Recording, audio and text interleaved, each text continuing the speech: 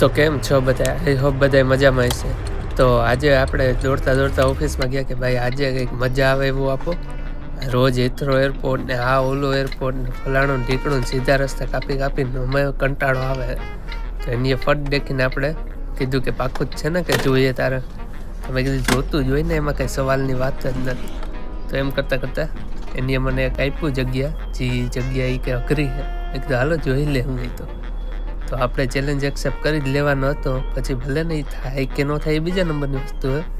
તો આપણે ફટ દેખીને સાઈડમાં કરી ગયા. હવે આપણે હેઠું નહોતું ઉતરવું ને, એ અત્યારના મેઇન મુદ્દો હોય. નકર હેઠે ઉતરીને જો ઓલી રેલિંગ ઊભી કરી લે ને તો લાંબો ટર્ન મસ્ત લાગી જાય. પણ આપણે એ કરવાનું થતું નથી ને, આપણે મસ્ત આગળ હલાવતા જઈએ. જોઈએ નીકળે કે નહીં. તો અહીંથી તો એને જરા નીકળી ગયું, વાંધો આવ્યો નહીં. બીજાનો વીમો છે, કેમ કે આ બાજુ હવે અડવા આવી કે હવે આનાથી લાંબો ટર્ન નથી લાગે એમ આપણાથી. તો જોઈએ, ટ્રાય કરીએ, પણ મન નથી લાગતું ભેગું થાય. તો આપણે જરાક હેઠું ઉતરી અને કરતા આવીએ. તો આ હેન્ડબ્રેક ચડાવી અને આ હેઠા ઉતરી. તો નહીં, હું આ સાઈડ ઉપર કામ એવું હાલતું લાગે.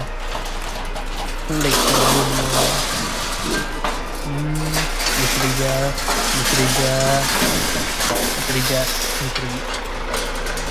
પ્લાન્ટ. તો અહીંયા ઝાડવા લગાડવા માટીને. અરે તમારા ઝાડવા મીન્સ કે લગાડશે તો એ ખાલી ઓલા ખડ લગાડી દે. એમાં તો એવડી લખવું કેટલા મહિના હાલ્યા. આ બાજુ તો કમ્પ્લીટ તો કંઈ વાંધો ન. ઓલા બેરિયર આપણે ઊભા ન કર્યા એટલે આવું કરવું પડે. નકર આરામથી નીકળી જાય સીધું. હાલો હવે પાછે ચડીને ટ્રાય કરીએ બીજી વાર. હવે તો લગભગ ઉતરવું નહીં પડે.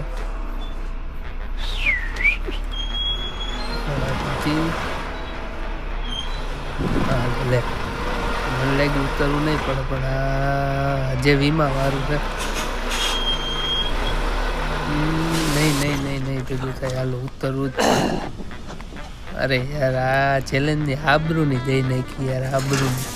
આમ ન ભેગું થાય. ઓલા બેરિયર ઊંચા કરી લીધા હોત તો કંઈ નથી. જો ભાઈ ચેલેન્જમાં એવું છે કે આપણો કંઈ વાંક જ નથી. ઓલા બે બેરિયર એમને એમ પડ્યા, એમાં હવે આપણો શું વાંક? ચેલેન્જ તો એમને ફેલ થવાનું જ છે ને ભાઈ. આ ચેલેન્જ ખટારો નીકળી જ ન થગે એમ જગ્યા જ નથી. અને આ બાજુ તો આવીને જોયું ત્યાં તો આ ક્યારે શું થઈ ગયું ખબર જ ન પડી. હવાનું પડ્યું કે શું પડ્યું કંઈ સમજાણું જ નહીં. એમ આપણે જોઈને ગયા હતા કે આ બાજુ તો કંઈ અડતું જ નથી. તોય જો આજે હવા એવી છે એટલે હવાનું સીધું માથે જ આવ્યું. જો ધ્યાન ન દીધું હોત, આ બાજુ આવીને જોયું ન હોત તો આખી રેલિંગ ઉપાડ લે. મેપ જોઈએ કે બરોબર જગ્યાએ તો છે ને આપણે. તો હાલો હવે તો નીકળી જ જવી જોઈએ. બાકી હવે તો ખટારો અહીંયા જ મૂકીને ભાઈ લાઇસન્સ દઈ દેવું કે ભાઈ હવે નીકળી ગયા અહીંથી.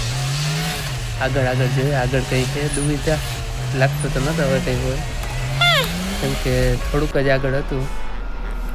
તો કેમેરામાં તો નહીં દેખાતું હોય, પણ આગળ છે ને જે ઓલી જારીઓ છે ને એ ઓલરેડી હવાની પડેલી જ છે. હમણાં આપણા માથે પડી ને એવી અહીંયા તો જો હાવ પડી જ ગઈ છે. તો જરા જગ્યા છે અને જોઈએ હવે જવા દઈએ આગળ. હવે જો હા બહુ હાકડું થઈ જાય છે. આ જારીઓમાં જો અડ્યું ને આના માથે ચડ્યું ને તો જોટા ફાટી જાય, આપણા ટાયર ફાટી જવાના. જરાક આ બાજુ દાબતા જઈએ. જોઈ લે તમે, આરી સામે જોયું ને જરાક એવું જ રહી છે.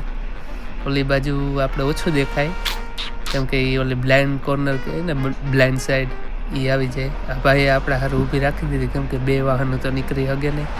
તેને થેન્ક યુ કહી દઈએ. ને હવે પાછા આપણે પૂછી ગયા ડેલાઈ. હજી એકવાર મેપ જોઈ લઈએ. અરે મગજ કામ નથી કરતો. મેપ જોઈ લે કે ભાઈ કઈ જગ્યાએ આ પ્રોપર જ આવ્યા ને. આ મેપનું કન્ફર્મેશન કરી લીધું. પ્રોપર જગ્યા સાંભેનું ગેટ જ છે. તો નાખી દે ગેટને અંદર.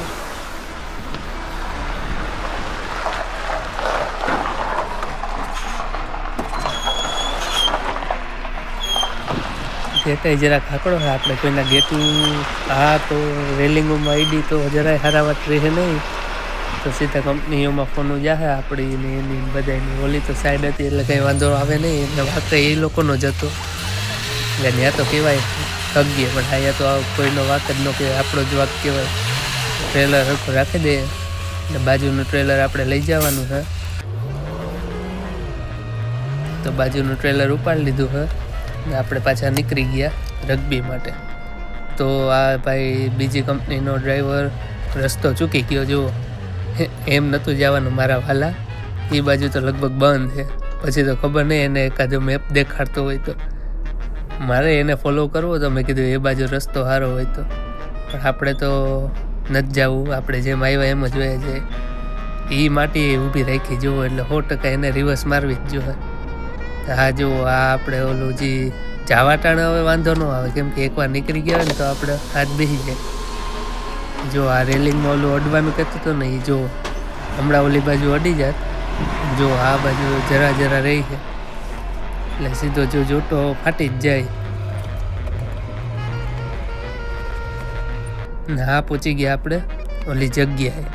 હવે હાજુ ભેરે તો ઉતરે ને તો 100% દઈ જ દેવું, એમ કે ભાઈ આ લ્યો લાઇસન્સ, આપણે નથી રાખવું.